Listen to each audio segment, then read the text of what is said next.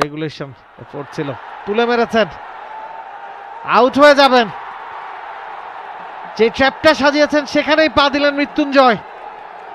খুশদিল কত উইকেট হলো? Sorry 14 wicket দেখেছিলাম, 15 নম্বর উইকেট খুশদিল শাহর এবারের বিপিএল এ। সৌম্য সরকার নিশ্চয় স্বস্তি একটা নিঃশ্বাস ফেলবেন। তিনি খুব ভালো একজন ফিল্ডার, যেভাবে চারটা দিয়েছিলেন এবং উইকেটটা পড়ে যাওয়ার পর নিশ্চয় তার একটু ভালো লাগছে। শেখ মাহাদি ভুল করেননি, রাতের আকাশে এই ধরনের ক্যাচ সামটাইমস কঠিন হয়ে দাঁড়ায়।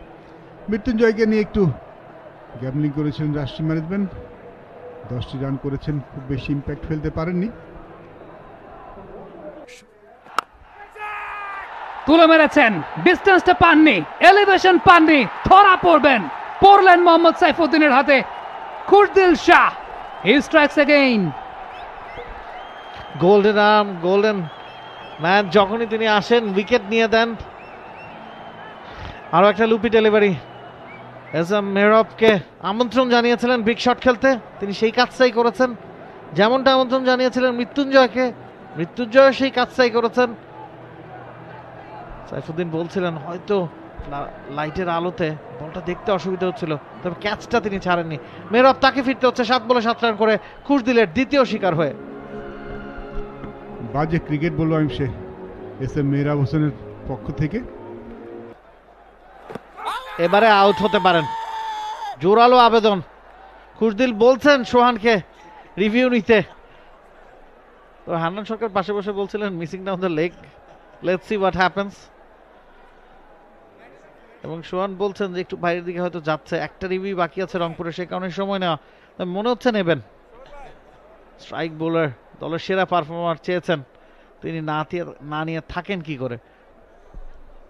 রিভিউ একটা নিল রংপুর, একটা রিভিউ এমনিতে এলবিডব্লিউর জন্য নিয়ে তারা হারিয়েছিল এবং সেখানে বোলার ছিলেন সেই খুশদিল শাহ।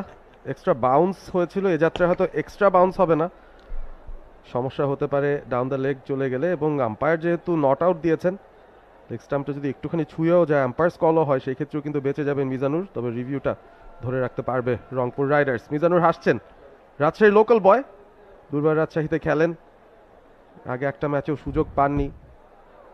সোশ্যাল মিডিয়াতেও বেশ সরব দেখছিলাম তাকে, এই প্রথম বলে ব্যাটে খেলার সুযোগ তিনি পাচ্ছেন। সরাসরি ফ্রন্ট প্যাডের রোলে গিয়ে লেগেছে সেরকম একটা বিষয় আমরা দেখছি, তবে আলট্রা এজ নিশ্চিত করবে ব্যাটের কোনো সংযোগ ছিল কিনা। ব্যাট প্যাড খুবই কাছাকাছি, প্যাডেই আগে লেগেছে বোঝা যাচ্ছে, ব্যাটটা পেছনে, সরাসরি প্যাডে লেগেছে। বিপদ হলে হতে পারে মিজানের জন্য। এবং বল ট্র্যাকারটা দেখলেই আমরা নিশ্চিত হয়ে যাব আসলে ঘটনাটা কি ঘটছে। আম্পায়ারের সিদ্ধান্ত নট আউট ছিল, সুতরাং এখনো সুযোগ বা সম্ভাবনা রয়ে গেছে ব্যাটারের বেঁচে যাওয়ার। Let's see. Out, impact in line, wicket setting. Khushdil was right there.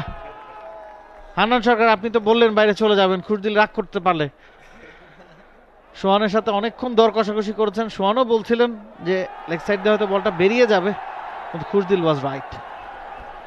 বেশ ওয়াইড অফ দ্য ক্রিজ কিন্তু বলটা করেছিলেন, এবং যেভাবে বলটা অ্যাঙ্গেলে যাচ্ছিল মনে হচ্ছিল সেম অ্যাঙ্গেলে গেলে হয়তো লেগসটা মিসিং হতে পারে। সোহানও কিন্তু সেই জিনিসটা নোটিস করেছিলেন, বাট এবার কিন্তু সোহান বা আমাদের অনেককেই ভুল প্রমাণ করে খুশদিল রাইট সেটা প্রমাণ করলেন।